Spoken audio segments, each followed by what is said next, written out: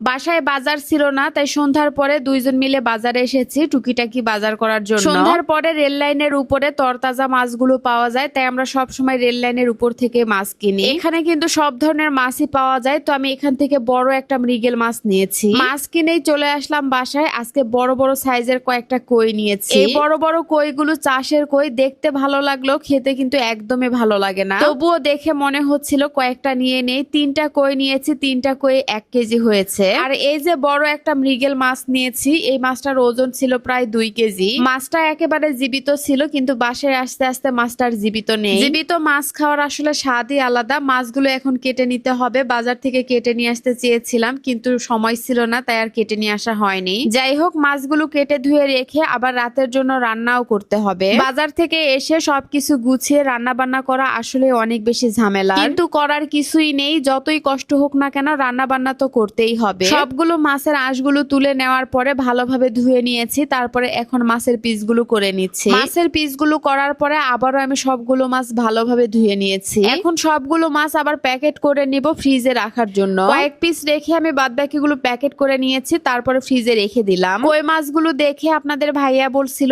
আজকে কই মাছ রান্না করতে। চাষের কই খেতে ভালো লাগে না, হালকা ভেজে রান্না করব, এতে করে কই মাছের আর গন্ধ করবে না। অন্যান্য মাছের মতো কই মাছ না ভেজে রান্না করলে গন্ধ করে। মাছগুলো ভেজে উঠিয়ে নিলাম। এবার কড়াই যে তেলগুলো ছিল, ওই তেলের মধ্যেই কিছুটা পেঁয়াজ দিয়ে দিলাম। তেলের পরিমাণ একটু বেশি হয়েছে, আজকে তরকারিতে তেল বেশি হবে। এখানে আমি সবজিও কেটে নিয়েছি, সাথে কয়েকটা কাঁচা টমেটোও দিয়েছি। কাঁচা টমেটো দিয়ে এভাবে সবজি রান্না করলে খেতে কিন্তু বেশ ভালোই লাগে। আপনারা কে কে রান্না করেন অবশ্যই কমেন্টস করে জানাবেন। সবজিগুলো এখন কষিয়ে নিতে হবে, তাই সামান্য একটু পানি দিয়ে ঢাকনাটা দিয়ে দিলাম। এই তো সবজি কষানো হয়ে গেল। এখন একটু নেড়ে চেড়ে ঝোলের জন্য পরিমাণ মতো পানি দিয়ে দিব। রান্না করতে করতে এদিকে ঘড়িতে রাত 11টা বাজে। জানি না কখন রান্না হবে আর কখন খাওয়া দাওয়া হবে। আমরা যেহেতু সারা রাতি জেগে থাকি, তাই রাতের খাবারটা দেরিতেই খাওয়া হয়। রাত 11টা 12টা, কখনো কখনো রাত 2টাও বেজে যায় খেতে খেতে। আমি তো কখনো রাত 11টার সময়ও রান্না করি, আবার কখনো রাত 12টার সময়ও রান্না করি। যেহেতু খাওয়া দাওয়া করতে করতে অনেক রাত হয়ে যায়, তাই দেরিতেই রান্না করা হয়। যাই হোক, এদিকে তরকারিটাও রান্না করা হয়ে গেছে। কই মাছগুলো দেওয়ার পরে একটু ঝোল রেখেছি, তারপরে ধনিয়া পাতা দিয়ে দিচ্ছি উপরে। কত সহজে রান্না করা হয়ে গেল, মনে হচ্ছে রান্না বসিয়ে দিলাম আর হয়ে গেল।